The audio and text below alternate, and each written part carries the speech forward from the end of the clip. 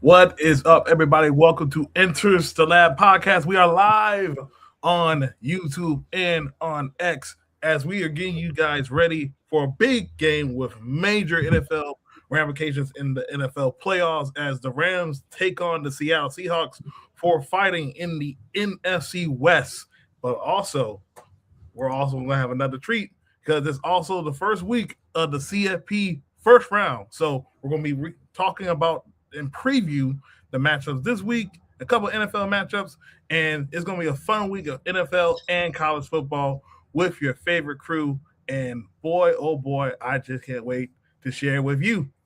Time to enter, as we all know it, as we all see it, it's time to enter the lab.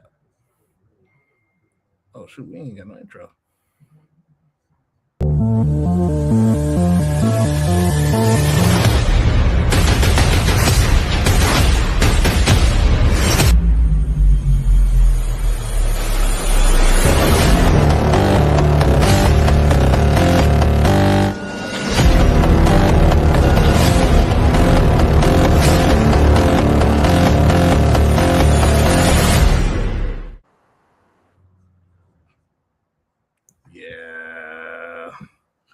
Yeah. You know what's funny? You know what's funny? He just said they missed us. I was like, nah, they don't miss us. This is exactly why they don't miss me. This is exactly why they don't miss me. But what up, everybody? Welcome to Enters the Lab podcast. We are live on YouTube and live on X, getting ready for a bunch of wonderful things. But more importantly, is the holiday season, and we all want to wish y'all, because we know we ain't going to see y'all next week. I want to wish you guys a happy holidays and a Merry Christmas from your favorite crew, live talking NFL and the college football. So good to see the crew tonight. Got Lady E, got C. Henry. Snoogans had a quick thing to do, had a basketball game, just, at that time of year when it comes to high school basketball games and stuff. And J. Mick out here on vacation. I ain't gonna talk about what I just seen in the chat. Deuce. But J. Mick is on vacation, but him and Snoogans definitely were able to put their picks in for this week in the NFL and college football. But more of that being said, y'all, let's go ahead and hop onto the show and share what are some things y'all looking forward to this week and how y'all feel. I'm good. Go Dogs.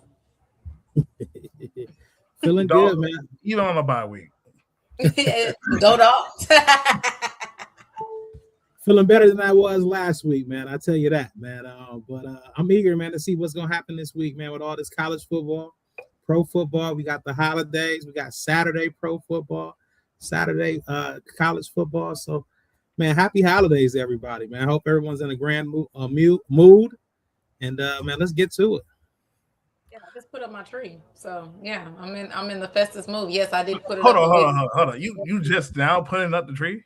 I just now put up the tree. Yeah, that is my daughter and mother-in-law and wife up there putting up the tree right now themselves. So yeah, it's that time, man. Golly, see. The tree don't come down until after Martin Luther King Day anyway. So because once it goes up, I don't feel like taking it right. Martin Luther King Day. Let me tell y'all something. Because I see it every year. As soon as the leaves turn brown, Grandma put that tree up automatically. Yep. I'm sitting here like, God, Lee, are you? Granny took that tree down literally on New Year's Day, January 1st. Granny tree up before Thanksgiving? Yeah. Oh yeah. That tree like talk, bro. That tree, you know what I'm saying? That tree is occupying 3 or 4 months time up in there. That's little cuz. That little cousin. Crazy, man. But with that being said, we're gonna go ahead and get started with the first initial stuff we're gonna be talking about. It is the college football playoff week. We have the first round of the college football playoffs this week, and we're gonna go ahead and preview these matchups as we have the 12th ranked James Madison taking on Oregon. We have Alabama taking on Oklahoma at Norman, Oklahoma. We have Tulane taking on Ole Miss, And the other matchup, we do have Texas A&M taking on the University of Miami at College Station. So we got some big matchups this weekend, as we clearly stated. Let's go ahead and hop in and cover these games and stuff, man. Let's go ahead and hop to Friday's night game, which is tomorrow, as Alabama, was much discourse and talk amongst, between SEC, the conferences itself, the ADs, and, things of that nature. Alabama is in. The end made it around what are they, ninth, and they take on Oklahoma after they already had lost to Oklahoma in their first matchup at Tuscaloosa. Now this time they playing them at Oklahoma. So, Lady E, this is your conference. So talk about how this matchup, we seen Alabama, down the stretch. 2 of the last 4 games during the season they lost, and they also have not looked good outside of playing an FCS opponent. They struggle running the football. They have some injuries along the way. Ty Simpson has dealt with a lot of pressure where his offensive line, he's holding the ball over, also turning the ball over as well.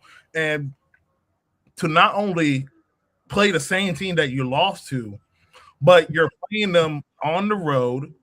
They get R. Mason Thomas, their top pass rusher, should be good to go. He did not play in the first matchup, and they still were able to get after the Alabama offense. How do you feel about this matchup come Friday night? Well, number one, as a person who actually used to live in Oklahoma due to military personnel, shout out to my daddy and shout out to Army. They took a loss last weekend, but shout out to the Black Knights. But they're going to have to experience now. I'm not saying the South don't get cold, but I'm just going to say something. That Midwest and Oklahoma cold is 2 different colds. Alabama got to play them tomorrow night. Their high is 59. Low is going to be 31 degrees, and it's supposed to be windy. Okay, number one.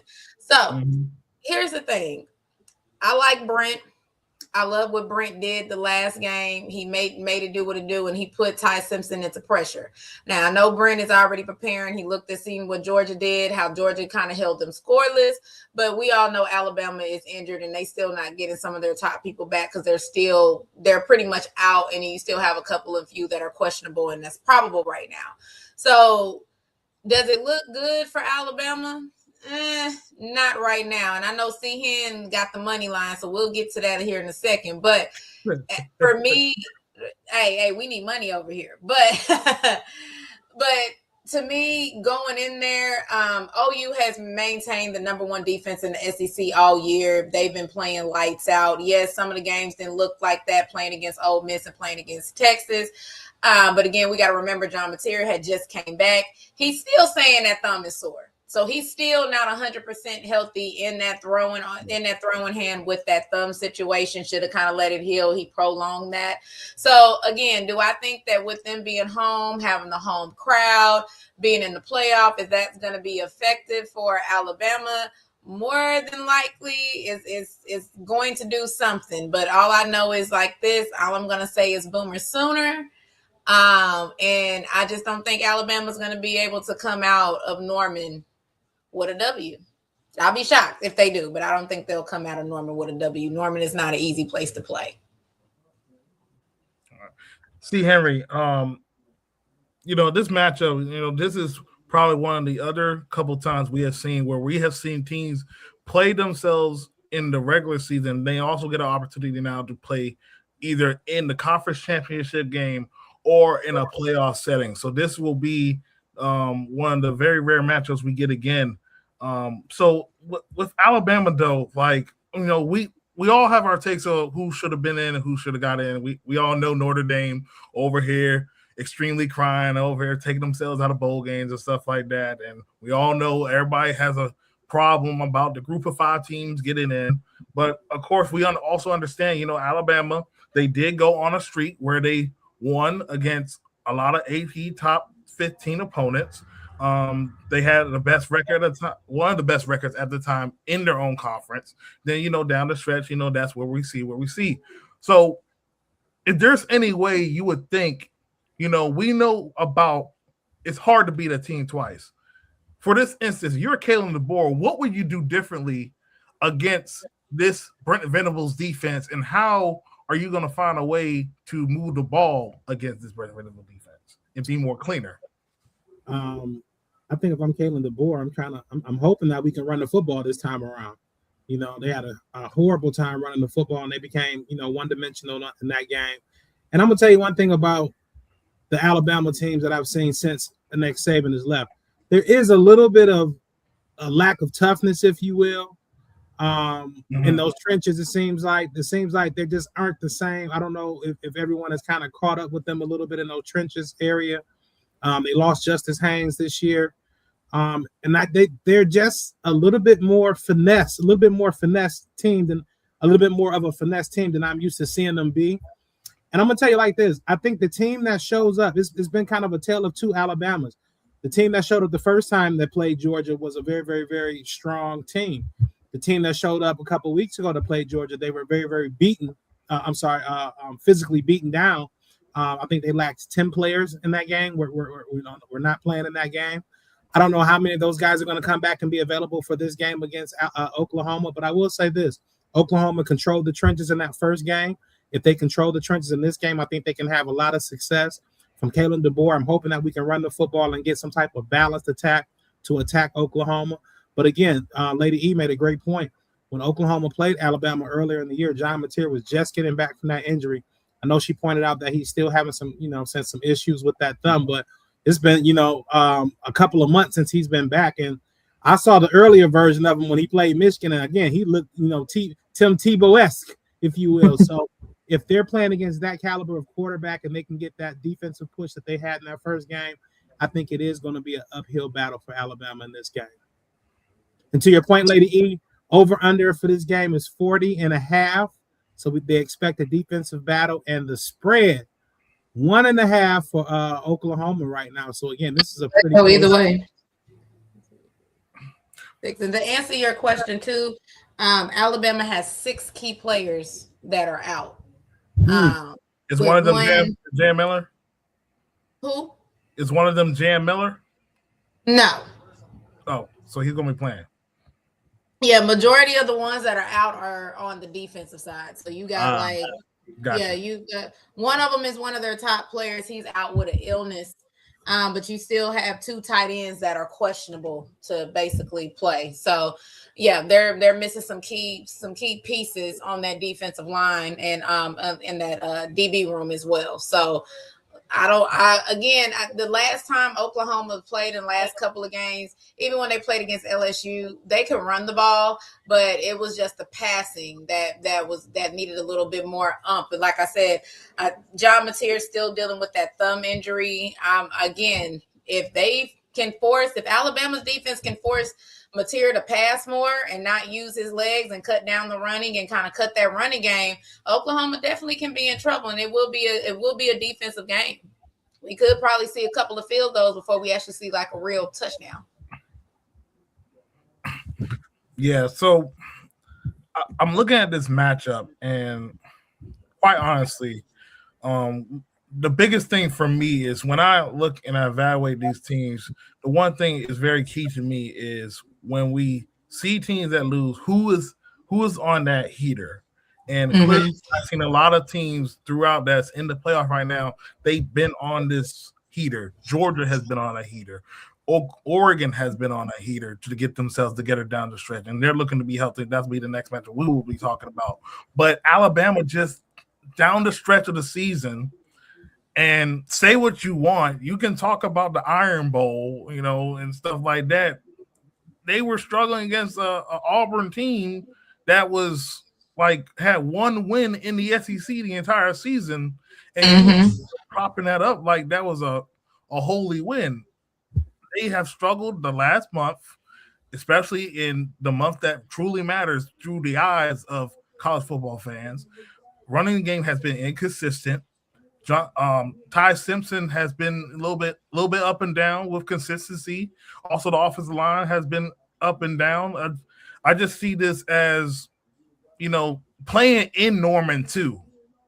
Like that atmosphere is about to be crazy. They got all the kids say, y'all ain't got to go to class today. Y'all get ready for this game. This is a night game too, on a Friday night.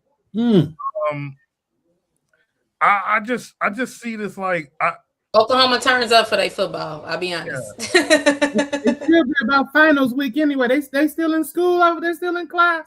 Yeah, they should be about done. Yep. Yeah. So I just see this as a win for Oklahoma.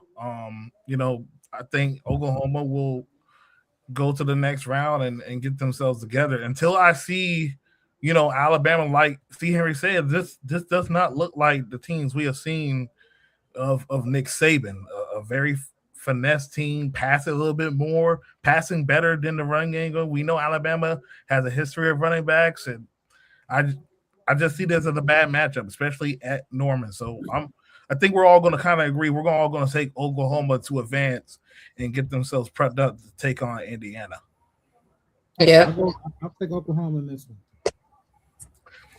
All right. The next matchup is the 12 o'clock slate. We got 3 games on Saturday. We have Miami taking on Texas A&M. So Miami finally gets themselves in the playoffs after much discuss about the whole where they were at in the bracket and stuff like that. But they have to go on and take on a Texas A&M team who the last time we saw them, they lost against Texas in Texas. Got them knocked out of the SEC championship, had an opportunity to win, had an opportunity to play in the SEC championship, I would say. But, but from a lot of perspective, we kind of seen, even with these teams that get knocked out or they don't play on these conference championship weekends, this is kind of like an extra bye for them to get prepped up to see who they play. So who do you think has the advantage in this matchup right here? Do you think it's Miami? Or do we think it's the home team that gets the extra rest not playing in the SEC championship against Georgia or Alabama? They got Carson back. Thierry. You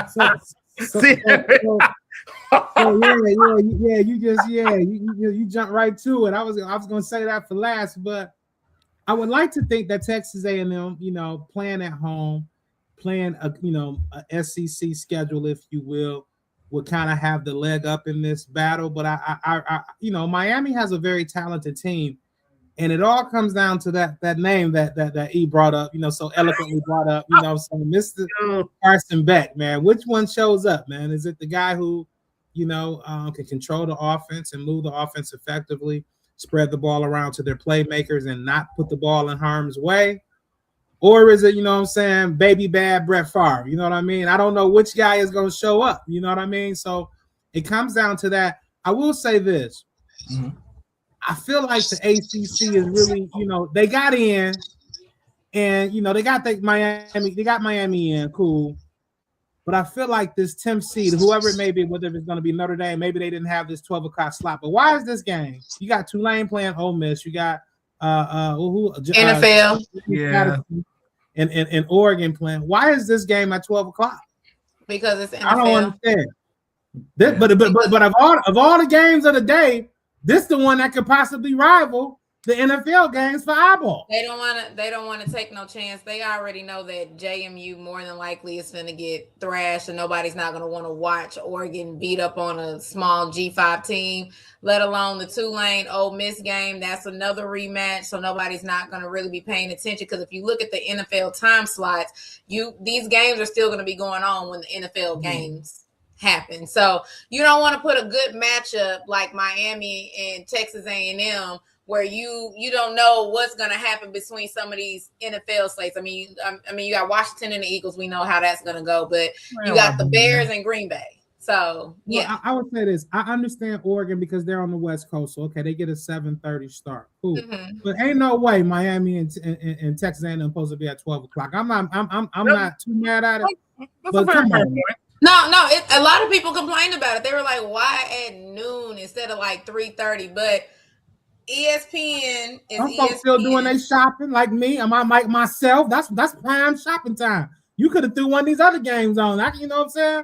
Yeah. I think Tulane and Ole Miss probably would have been better. ESPN did that. ESPN gets first dibs, but TNT and everybody else picked their times. So they I don't picked. want us to get off on no tangent on this, but getting back to that game, I'm going with Miami. Texas A&M. Last time we saw you in the big game when the brights was light, you listen. You got a little, hey, you kind of didn't show up. You know what I mean? I mean, Texas kind of dog watch you, and Texas is a solid to good team, but not a great team. So with that being said, will the lights be too bright? It is at home. I don't know the last time Texas A&M has hosted a game of this caliber. I mean, a playoff game never, but let's see what they do. But with all that being said, the ACC gets one round, at least one round in this playoff, as far as Hen say. So I'm gonna say this. I'm gonna say this as seeing somebody that plays for Miami, legitimately, in a sense, choke in some big games. Remember when we didn't get into the playoffs in 2023 because we lost in the SEC championship by 3. I think Carson threw about 2 or 3 picks that game. That was one. When we played in 2024, he threw about 2 picks when we played against Alabama that game. Another one of our loss. Then when he played against Ole Miss, and we were playing in the rain, Carson threw about 3 picks that game. I remember that game. Yeah, and that's how we got 2 losses last year. So let's fast forward. Carson Beck played against Louisville. Remind you, Louisville can be up and down. They can be good.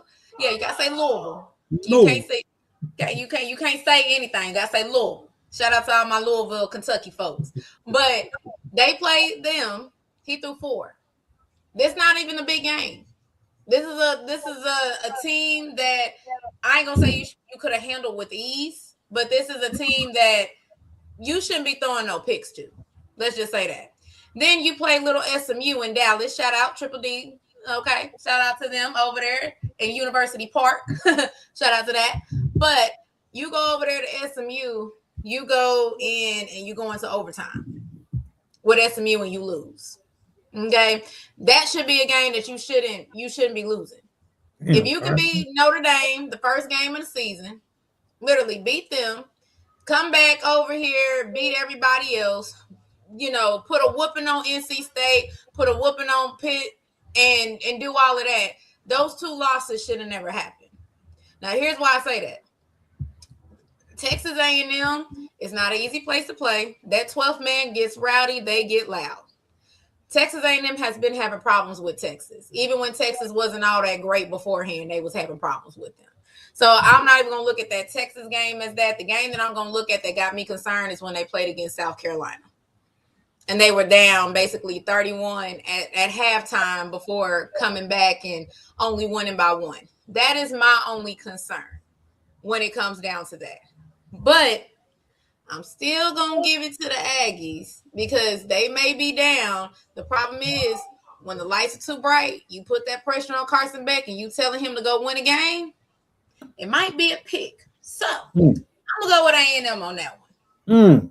She said the lights too bright for you, Carson. He haven't shown consistency when it matters, to be honest.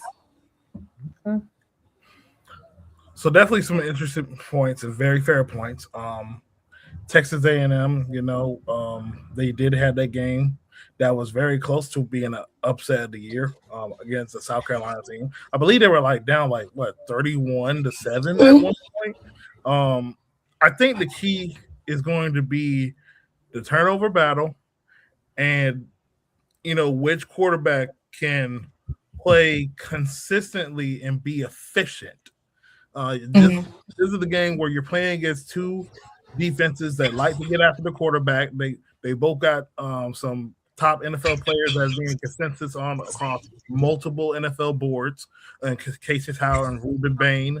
Also, there's the other kid, Mesidor, on the opposite side of Bain. I think whoever wins the turnover battle and which quarterback plays efficient and keeps the ball out of harm's way wins this game. I'm probably out of all the games, this is probably the one where I'm like, because I can see Texas A&M winning, but I also see Miami winning. So with that being said, though, I think from watching Miami more, Texas A&M is more tested than Miami due to the conference. I think I might lean. I think I'm going to lean Texas A&M by 3. I think That's it's going fair. to That's a good lean too, because that's the line. Texas A&M by 3.5.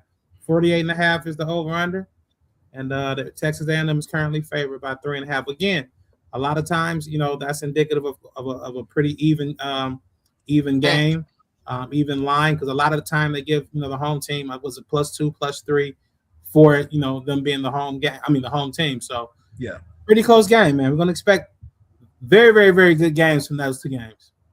I'm sorry, from that game, I should say. I mean, those are the only 2 games that are going to be interesting this weekend. The other 2 is just kind of like, yeah, let's just hurry and get this over with. And we're getting to there. So I mean, We don't so give them they do, but not too much. So I wasn't on the show last week when the initial rankings and stuff dropped. Well, final rankings, I would say. What is y'all thoughts on the group of 5? Process. For these teams to get in, because I mean I understand it. Like I feel like I think it should be fair, but then I also see other people where they're like, well, let them have their own playoffs, and you give them the money, and then they go against other guys where it's a little bit competitive on their end. But I mean, like James Madison playing Oregon. Now I have seen a couple of clips lately. I've seen people propped up JMU's defense, but I like to see how they go against this Oregon's O line. Tulane, they had a strong season. Jake Ratliff, the former quarterback out of BYU, he's taking over. He's playing Ole Miss. Now, Ole Miss is going to be interesting because there's no Lane Kiffin. Charlie White's still the offensive play caller for them. Pete Golden's taking over for that team. I wonder how the emotion and stuff is going to be. This is going to be their first game without Lane, and it's a playoff game at home. Yep. I do think emotions can be, are going to be very, very high for this game. It is a repeat. So the Tulane coaches have, probably had a chance to scout, Mississippi for the second time around. And I do expect the emotions of the Mississippi team to kind of be all over the place. It's probably going to be a closer game than, we expect, probably close, through the first half or so. But again, though, I think, Ole Miss, just too much, probably in the trenches and everywhere on the field. And they probably pull away in this game. I mean, it's hard to beat the same team twice. That's what they always say. It's hard to do that. I mean, sometimes Georgia's just an anomaly. But it's definitely hard to do that. I'm not saying that Tulane can come over here and smack, but I do believe in emotions. And I do believe that sometimes some coaches over prepare instead of just trusting their guys. Again, a lot of these guys, this is their first time ever being here. If they could have made it to the SEC championship, that would have been the first time Ole Miss has been in the SEC championship. So right now, this is a lot of firsts for them. And that can be a lot. That can be kind of overwhelming. Mistakes can be made, and then you just had a significant coaching change. So I do think that Tulane will keep it close.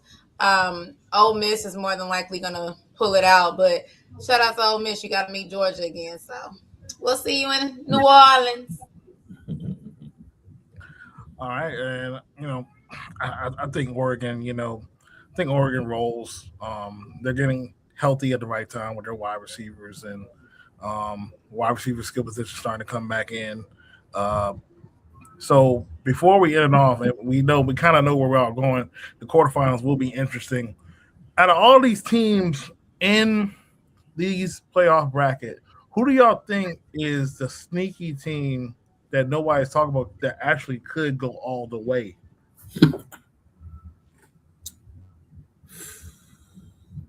That no one's talking about.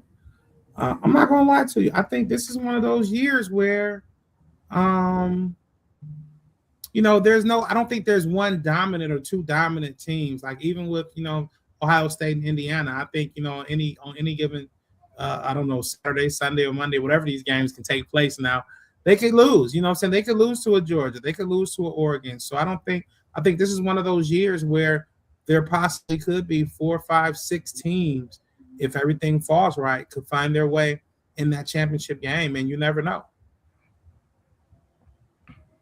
I'm just saying my team. I'll just say my team. Like that's. I mean, I know everybody's talking. I know some people have said Texas Tech can be one of those. I'll be honest with you. Tech lost to Arizona State, and I know they just didn't have their quarterback at the time, but it's a simple fact of the matter is y'all lost to Arizona State, but then went back and smacked BYU up like that. So that's where it kind of shows with me. Like, and I think it was UDT that said battle tested. Texas A&M really hasn't been battle tested like that, and when you get a team. And looking at this, Oregon is going to have to play them. You have, and don't get me wrong, I know Oregon fans travel with that, so them going to the Orange Bowl is not going to be a problem. But when you have teams that are hungry and that feels like they have to avenge a loss or show why they belong, they bring their best stuff. I'll be honest with you. I do think Texas Tech and Oregon is evenly matched, but I don't really think Texas Tech can go that way. But I did see a lot of people say that. You got Indiana. Indiana really hasn't been battle tested. I think the only one that they really went up against that kind of scared them a little bit was Penn State. And I the thing about it is Indiana hasn't seen a defense like Oklahoma. So if Oklahoma does come out and win, they haven't really seen a defense like Oklahoma. If that's Alabama, I'll lean a little bit more towards Indiana on that one if they can't get people back healthy, to be honest. And then when it comes down to that last one between Ole Miss and you got who's over there with Ole Miss? Not Ole Miss. Who's on Ohio? No, Tulane and Ole Miss is with us. I'm trying to figure out who's their Ohio State bracket. Yeah, Texas A&M and Miami. That's gonna be the one where it's gonna be interesting because depending on who you get and what team actually show up can really actually test Ohio State. Really can. I mean, I'm not saying that when it comes down to Indiana, that game could have easily been won by Ohio State. There was mistakes on both sides of the ball from both teams, but that game could have easily been won by Ohio State. But at this point, Ohio State got a good defense. They got a good offense, but I'm not saying that Saying is a bad quarterback, but being put like that, seeing teams and seeing certain defenses that he hasn't seen, not saying the ACC can do anything because Miami really didn't show me anything. But if Texas A&M does go, it depends on what Texas A&M actually shows up. So that little slot right there is going to be very interesting when it comes down what team is going to be there. Okay. Not worried at all. But I honestly think it's between Oregon and Texas A&M, but I'll probably lean Oregon. I think Oregon has the makings that's fitting. They got multiple running backs that they're one of the top teams in the country with yards per carry by all their running backs. A couple of freshmen, a couple of sophomores. I think getting their wide receivers healthy at the right time. Also, I don't know if y'all noticed this. I just seen like yesterday they had Evan Stewart, who been out all season. They had him questionable. So that kind of intrigued me. Like, is he going to be healthy enough to play? I mean, I'm not sure, but it just kind of shook me because I thought he was going to be out for the year. But I think, getting the matchup against Texas Tech, yes, Texas Tech did lose without their quarterback, but I also think this Oregon team, their style is very fitting. It'll be interesting to see in a neutral site, and potentially they could try to get their get back against Indiana. I think if Indiana plays Oregon again, I think it'll be a completely different game, especially at a neutral site. But that's the team I think could potentially be very, very sneaky during the CFP playoffs. Yeah, I agree. I agree. Go ahead. I think that when you look at like Oregon, Dante is a young guy, maybe a year away from really, reaching his peak. But again, that team I think is equipped offensively and defensively to be a problem in the playoffs. A&M teases you a lot. I like that. They have that wild card in Marcel Reese at the quarterback spot. But again, I want to see them when the lights are on. And Texas Tech, I just think that we they don't get enough respect because they have to go up against the Big 12 bias, if you will. Fair. I mean, it's going to be interesting to see. I think this is one of those national championships that even though that people didn't like how some of these teams made it into the bracket, but I do believe that this is one of those national championships where it's any given. It just depends on who shows up, who actually wins the turnover margin, who wins the battle in the trenches. So this can be one of those where it could be anybody at this point. So regardless who made it in, this could be one of those teams. Yeah, I definitely agree. It's gonna be. I think it's definitely gonna be an exciting playoff. I think it has the potential to be much better first round than what we saw last year. Maybe outside the 2 Group of 5 games, but the Alabama and Oklahoma game on Friday night, and then you get Miami on the road against Texas A&M. I think that's going to be definitely a highlight to see for the first round of the college football playoff. But with that being said, we know it's the NFL tonight. We're going to go ahead and get in some of these NFL topics and matchups. And the first topic I want to talk to you guys is with the AFC playoffs. Patrick Mahomes, really hate that he went down with that injury, especially the way the Kansas City season has been. But there's so much parity within the AFC conference itself. I mean, you got Baltimore on the brink. Kansas City just got eliminated last week, and you look at all these teams. So yes, you have Denver. Yes, you have New England. J-Make's not up here tonight. He's enjoying his wonderful vacation. But my New England is taking that step up. But we also just seen New England lost to Josh Allen and the Buffalo Bills. And I can see E's face now already missing when we're about to talk about this. So this is interesting because I think this is a good topic because I had a conversation with a couple of my kids as a teacher. We were talking, low down. It's the last week of school. Ain't nobody think about no schoolwork and stuff like that. But one of my kids said this.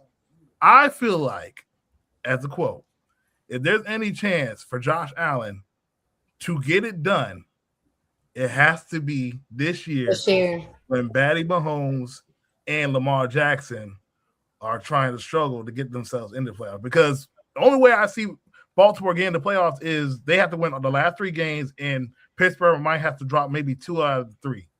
Mm-hmm. And I believe Pittsburgh still plays Baltimore again, especially after that controversial play in the fourth quarter that led to many questions with the referees when Baltimore played Pittsburgh. So what do y'all think about this opportunity if Josh Allen, gets his team center and they get in the playoffs? Do you think this is that opportunity for the legacy of him to grow? Yep. This is the best. This is the best time. I mean, next year again, Patrick Mahomes comes back stronger than ever. If they get a quarterback that can sit over here and keep them in playoff contention, that's all they need. That's all KC needs, and it's back. You know what I'm saying? So. Right now, I mean, you also have to look at it. Joey Burrow's down. He's injured. The Bengals haven't been really doing nothing. So that's one less person he has to worry about. Then you got Baltimore that's not doing anything. Right now, one less person you have to worry about. I mean, you might have to worry about that get back with the Patriots. if everything goes to plan with that, you just have to get past them again unless another surprise team come. But if you can continue to go on your run that you have and make it, and if you can make it to the Super Bowl, then yeah. Other than that, if you can't do it and you get stopped at the AFC Championship again, we're going to start asking some questions. I'm going to be sitting over here looking at you like this outside at the door. So yeah, I'm kind of torn because I think there's definitely a changing of the guard going on in the AFC a little bit this year. We definitely on the lookout to see if Kansas City kind of returns back to form next year. But I think a key question is how does Sam Patrick Mahomes come back and when does he come back? That injury was sustained pretty late in the year. He may be out until well within October. ACL and LCL. Yeah, so I think that's one factor in it. But at the same time, when I look at Buffalo and I look at Josh Allen, yeah, I look at all the great competition, but I also look at besides Patrick Mahomes, who's really who else has really gotten over the hump? Lamar's still dealing with the same hump. Burrow has he went to the Super Bowl one time, but with that being said, I think he's made the playoffs twice in his career. Lamar, again, he's got the same issues. Herbert, same issues. So this is a big year for Allen, but I think more so than him having to take a look in the mirror, I think he has to look at that organization and say, what are you guys surrounding me with? What are you guys really putting around me? You know what I mean? When I look at, what's around him, a decent offensive line, but nobody really that stands out and say, but Deion Dawkins is a great player, but otherwise that's just kind of, solid, good, good, just surrounding cast, but nothing great. Receivers, nothing great. Tight ends, Kincaid and Knox are serviceable guys, but again, nothing great.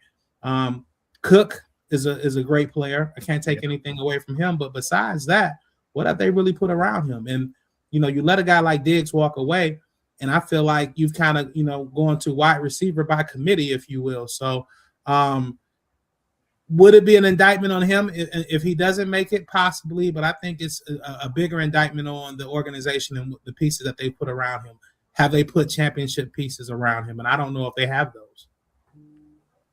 That is definitely true. I mean, don't get me wrong. I know they suffered some injuries this season too. That kind of kept them, and they kind of struggled in the beginning of the season. But yeah, Allen just has to ask about that because I mean, we seen them legitimately. You can beat Patty in the regular season, but when it comes down to that playoffs, you can't get over that hump. You can beat Lamar, but when it comes down, is you cannot move forward when it comes down to it. So yeah, can we look at the roster and see what he is building around him? Is he building those type of caliber players that can last at the defense, a playoff defense? Is the offense playoff defense? We know Josh Allen can be a playoff quarterback. We've seen it, but in the same token, if you don't have those two things, just like we talk about college, like you have to have the trenches. If you don't have a playoff caliber defense or a playoff caliber offense, what do you have?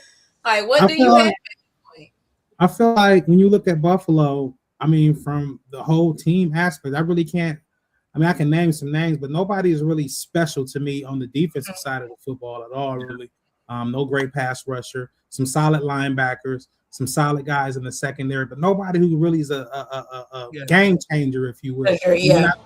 I feel like Buffalo, I'm sorry, when you look at them, it's just like the totality of them of their success is built on the back of Josh Allen being Superman for 15, 16, 18, however many weeks it takes. He's Superman, and you have a little bit, and you got Robin with my man, James Cook, and they kind of doing their thing. But if he has an off game, or if they both have an off game, I mean, they're really, really in peril because nobody else can pick up the baton and carry it for very long for that team. Yeah, I don't even think they even really got any wide receiver. Don't get me wrong. I know they drafted like Keon Coleman and a couple more pieces, but I don't even think they really have any type good wide receivers. I think they've been really dependent on their tight ends and the running back to really do a lot of things for them this season. So, again, when we're looking at that and we're kind of looking at like the Broncos, I'm not saying Bo Nix is he's still, the question's still out on Bo Nix right now. I mean, don't get me wrong, he got Sean Payton, but when you're looking at like the Broncos or you even looking at the Patriots with Drake May, I mean, you don't have like Seahen said, like if you two have an off game or if you ain't got your tight ends out there, what are you doing? There's nothing else you can do but him use his legs, pass to James Cook, and hopefully one tight end is healthy and hopefully a wide receiver catch a pass or two.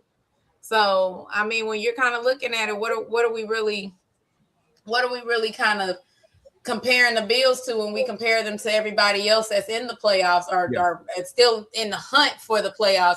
what are we comparing them to? I mean, even the Houston Texans don't have their top caliber wide receivers, but CJ Stroud is making it do what it do.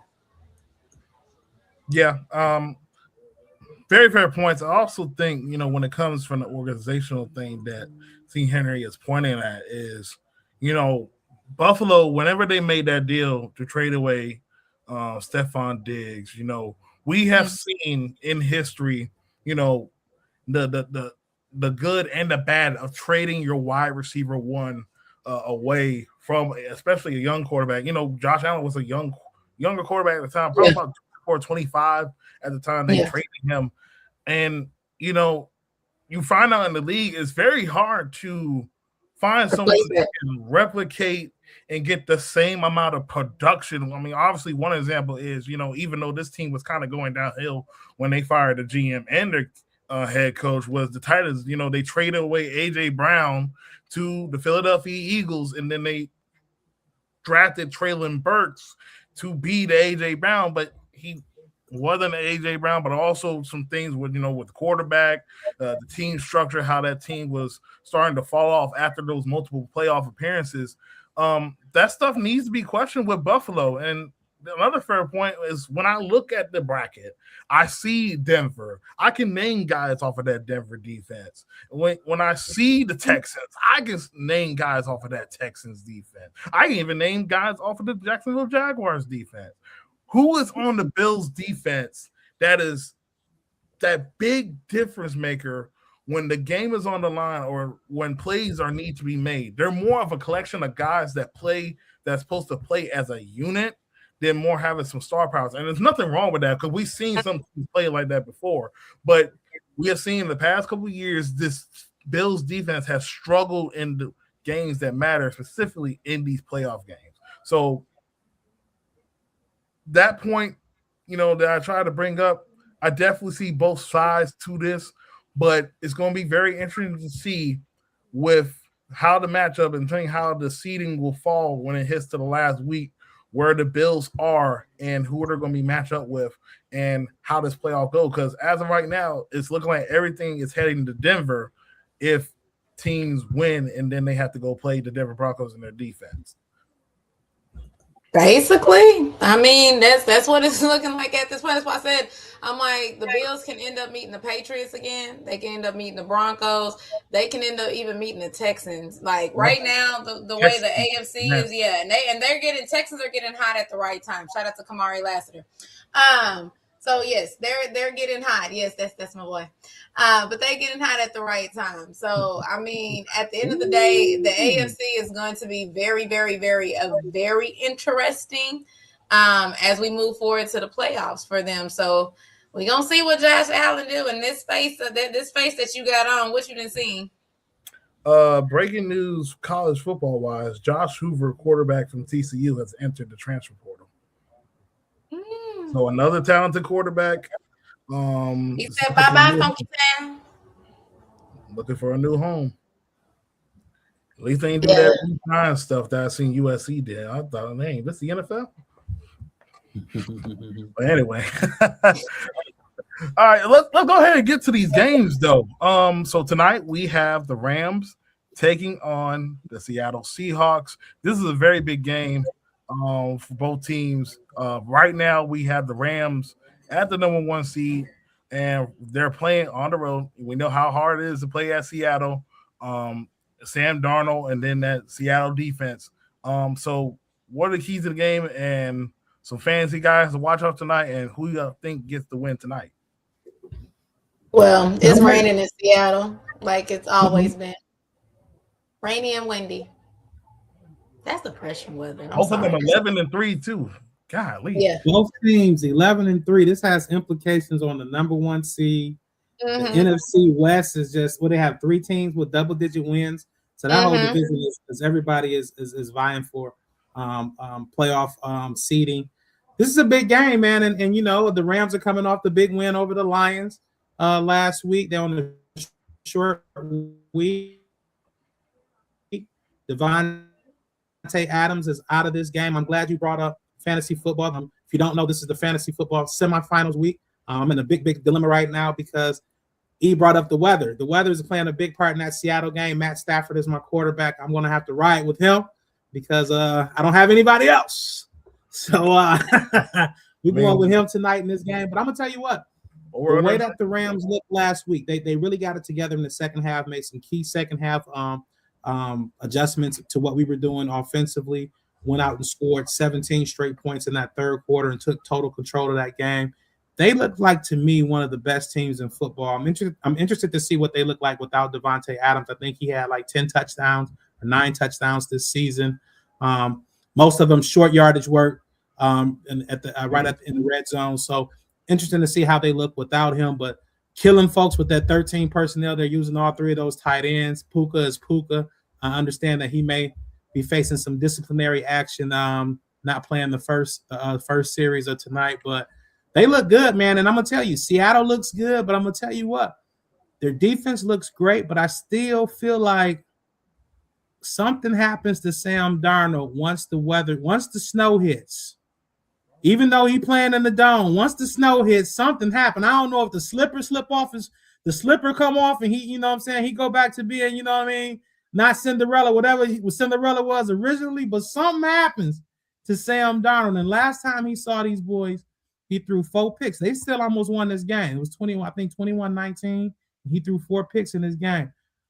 I don't know if I can trust him, man. I don't know if I can trust him. So I think I'm going with the Rams in this. What do you guys think?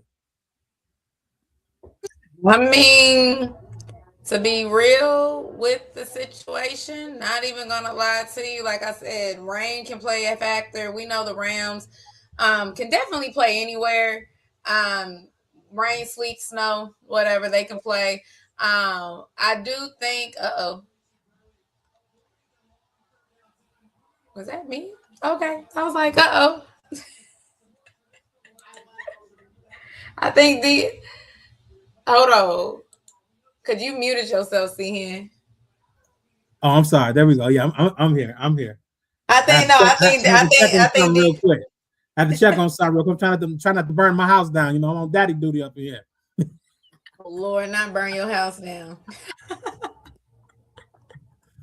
Hey, everybody gotta love technology today. Okay, hold on, because BT coming back. But no, I really do think that this game really depends on what Sam Darnold played, because when he played against the Falcons and stuff like that, they took off. You know what I'm saying? But then he came back, had a struggle game, and was just getting whooped in the trenches. So I do think that Seattle can possibly pull this off, but when it's all said and done, I really think that at the end of the day, it's Matt Stafford back there. Matt Stafford trying to get him one last one before he called it quit. So I'm gonna give that one to him. And I'm also a little concerned with Seattle's ability to run the football this year. I expected them to be a little bit better with Kenny Walker and Charbonnet. Charbonnet's been pretty decent around the goal line in terms of, you know, getting those touchdowns. But Kenny Walker hasn't really been consistent in this game. I think one of his better games that he's had this year was against the Rams, but they haven't consistently been able to, you know, move the crowd up front for Seattle. So I think that's going to be a challenge for them today. And again, Kyron Williams and Blake Corum coming off 160 yards against us on the ground. You know what I'm saying? So the Rams are rolling, man. Yeah. Gotta see how that kind of goes tonight. So we'll see. Yeah, I think this is a very tight-knit game. The rain, divisional game as well. Very curious, like you guys said, you know, about Sam Darnold. He's up there with like 11 interceptions on the season. This Rams defense, they get after the football and get after the quarterback. I mean, and Charles Cross is expected to be out. Very curious about that blindside protection for Sam Darnold against Verse and the guys. I think I'm going to go with the Rams, even though they don't have Devontae Adams. I think it would have been a good game to have him, you know, for some fancy number. But I still think Matthew Stafford and them get some things done. Jonathan, running game will get the kick in, and I think the Rams find a way to win and hold off to Seattle to get the number 1 seed. Let's go. I see you, Rams. Ooh, ooh. Shout out to that Georgia boy. Right. The next game we have a big game. Also, this Saturday we have the Packers taking on the Bears in round 2 after they already played like a couple weeks ago. But this time it's going to be in Chicago. So Green Bay is right now the 7th seed, I believe. Mm-hmm. They are. They are the 7th seed. Oh wow! So, got them teams in the hunt. You can't lose and stuff, and that tie, got a little sway to it. Got a little sway to it. So, what we thinking? Do we think Bears get them the second go around, or we think Packers swing after they their little defeat after they played the Denver Broncos? I mean, we said it last week. The Packers have a hard time playing in Denver, so that could have went either way with them when it's all said and done. But looking at this game, being in Chicago, I'm not sure of the weather on Saturday, but being in Chicago for the Packers, for that, I mean, this can go either way. I'll be honest with you. Division games are always and always hard to figure out because you can lose one, win one, or you can just get swept for the season. I think the Bears want to go for the sweep and keep that number 2 spot intact. But I think the Packers are going to give the Bears a run for their money. But I feel like if we get the same Jordan Love that we just saw, we can do some things. We can have some conversations. So as much as I want to go for the underdogs with the Bears, I'm definitely going to pick the Packers. Like I said, division games are always hard, but it is also hard to beat the same team twice, especially up there in the NFC North. Some of them can win twice. Some of them majority of them split. I think the only ones that got swept this year, and see him correct me, was the Vikings.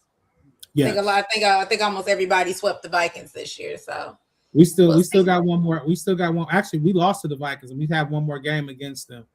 But okay. To your point, very, very key game in the division for us. Whoever loses this game, hey, it's a win for us. So if we want to take care of our business, so I'm looking forward to this game. But I think Green Bay's been playing pretty well. I know they lost to Denver, but again, I feel like Jordan Love kind of gave that game away. I think that they did a great job down, in the first half of that game, and a great effort by Bo Nix, and Jordan Love kind of fell off in that game. I will say this. Chicago's dealing with some injuries. Rome Odunze is not playing in this game. I think Luther Burden is questionable to doubtful in this game. So that's going to eliminate a couple of targets. DJ Moore snuck into the end zone last week for two touchdowns, as to say. So can Caleb, repeat that type of success with DJ Moore? I don't know. Green Bay's got a great defense. I think I'm going to take Green Bay in a close one in this game. I think we're getting down to that playoff type caliber of football. Chicago's played well this year, but I don't know if they played in these pressure type games. So I think that they lose this one in a close one to Green Bay. Okay. That's how it is when it comes down to it. So, I mean, like I said, Jordan Love's been inconsistent this season. For my liking, been very inconsistent. And I know this is a shocker coming for the Chicago Bears this season, kind of where they're at, unfortunately. Well, let me not say unfortunately.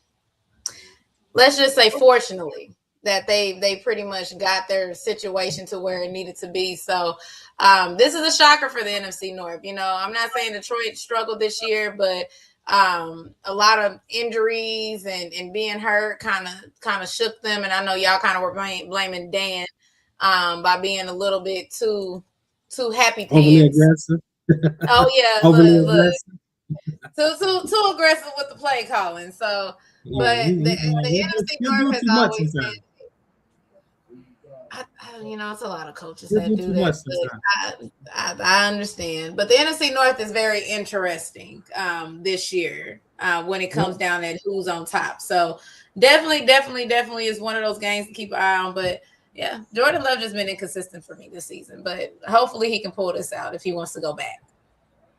One other note for this game, DeAndre Swift came up on the injury report on Wednesday. He's been questionable.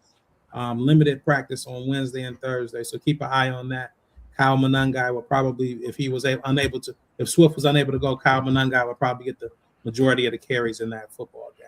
Also, Josh Jacobs nursing the knee injury. I think he has not practiced this week. They're on a short week. Says he plans to play. Last week he only practiced on Friday, so keep your eyes on that situation as well. Yeah, I think I'm going to lean with the Packers. I know they is a little bit banged up. I am curious to look at the Josh Jacob injury, but having Roman Duze out, it's looking like Luther Burden is going to be out as well. Very curious about how they distribute through the tight ends a little bit more, DJ Moore around that thing. Even without Micah Parsons, they still had a top defense. It's going to be different now. He's not going to be put in multiple situations to have one-on-one situations, but I still think Green Bay is going to get the job done. I still like the Packers against the Bears and go for the sweep. Oh no, that's the mop. Never mind. I was trying to do this the sweep. I was hitting it and I was like, wait a minute, that's the mop. Wait a minute. All right, let's go ahead and wrap it up. The last game, it's going to be a Sunday night game that just got flexed. We have the Patriots taking on Baltimore. Baltimore is 7-7. They're in a must-win situation. They got to win the last 3 games and pray somebody can do something for Steelers and get some help. They're taking on New England, who's trying to find a way to get a little bit of opportunity. They're looking for some help as well, try to get that number 1 seed back from Denver. So, Drake May, Lamar Jackson, in Charm City. What do we think? The Patriots. I feel like that. I think that loss to the Bills actually stung a lot more because of where they were in the rankings and within the seeding. And knowing that they can actually do it, I think honestly this is going to be that game where they're going to make a statement. So give me Patriots. I mean, don't get me wrong. I'm never going to ever sleep on Lamar Jackson, but when you kind of have a loss, like kind of how the Patriots have a loss, to be honest, that stings a little bit more, but it makes you go out in this next game and make a statement. So yeah, and I know Drake May is still trying to stay in them MVP conversations right now. So yeah, give me the Patriots.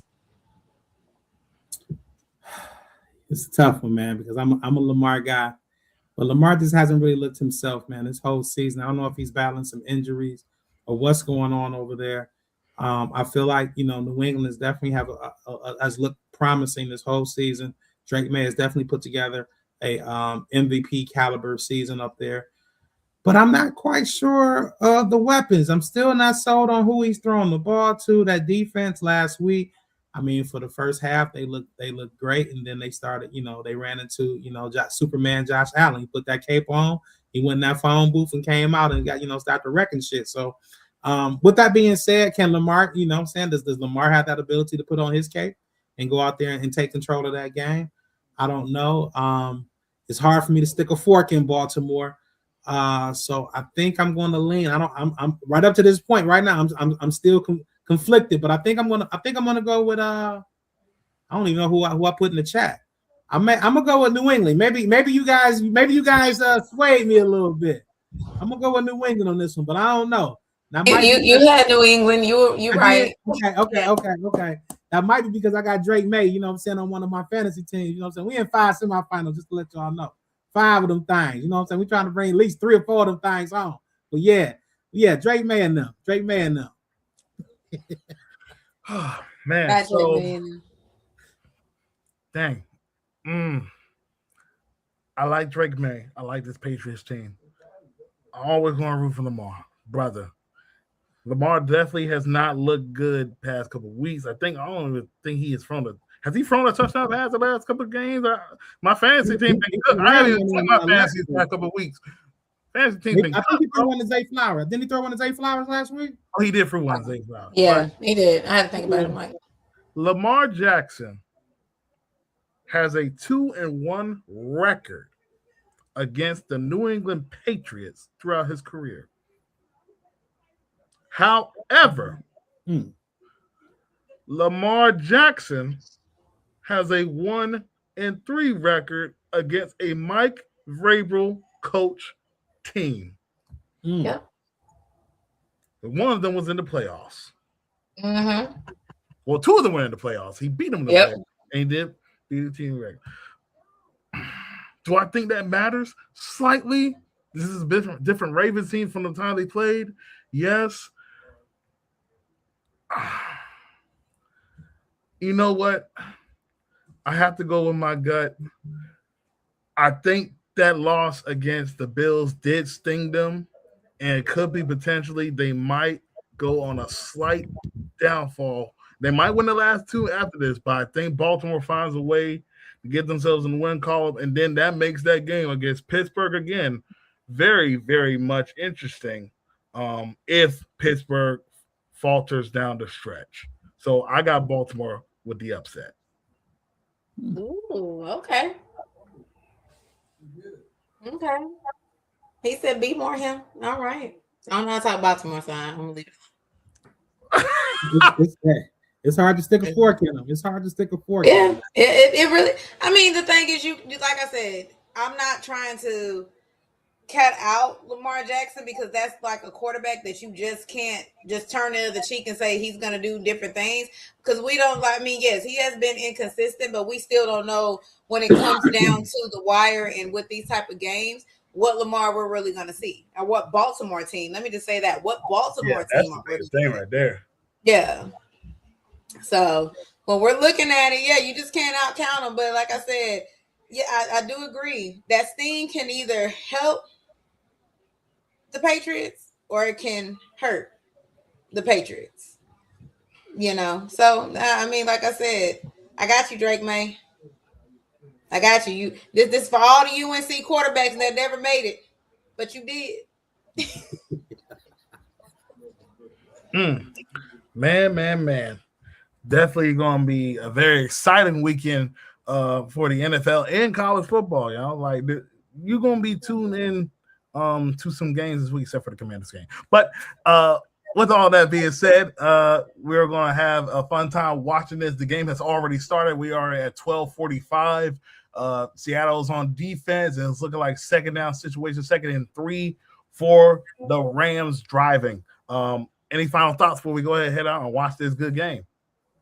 Man, just happy holidays to everybody, man. Happy holidays to everybody, and enjoy yourself. Enjoy these games. We're getting some gifts this Saturday and Sunday. Enjoy your family, man. And come back refreshed for the new year. Come back refreshed. Yeah, that's gonna be the next time we see y'all. So happy holidays, happy New Year's, and go Blue. Hold on, we can't say that yet. So y'all get a coach. Hey, that's all right. Say that yet. Kalen DeBoer, you know what to do. 1, 2, you know what to do. Come on, Kalen. All right. But look, man, we hope everybody has a wonderful time spending time with your family. We pray everybody drive safe to your destinations. Have a great time. For those that are also unfortunate around this time as well, we know many people have lost close ones. Also, bring them close to your arms as well during the time. These are definitely some of the hardest time for a lot of people. You know, Christmas is a time of bringing together and showing love to one another for whatever cause, whatever you believe in. But with all that being said, from your favorite crew, we all wish y'all a very, very Merry Christmas and a Happy New Year's, because that'll be the next time you guys see us. And we're going to have a lot, because we're going to be talking in our group chat just a slight bit about some of these games, and we're going to have much more content on the way. This is Enters the Lab Podcast, live on the Red Zone DC YouTube channel and live on X. We'll catch you guys next time. Merry Christmas. Jingle bells, jingle bells, jingle all the way.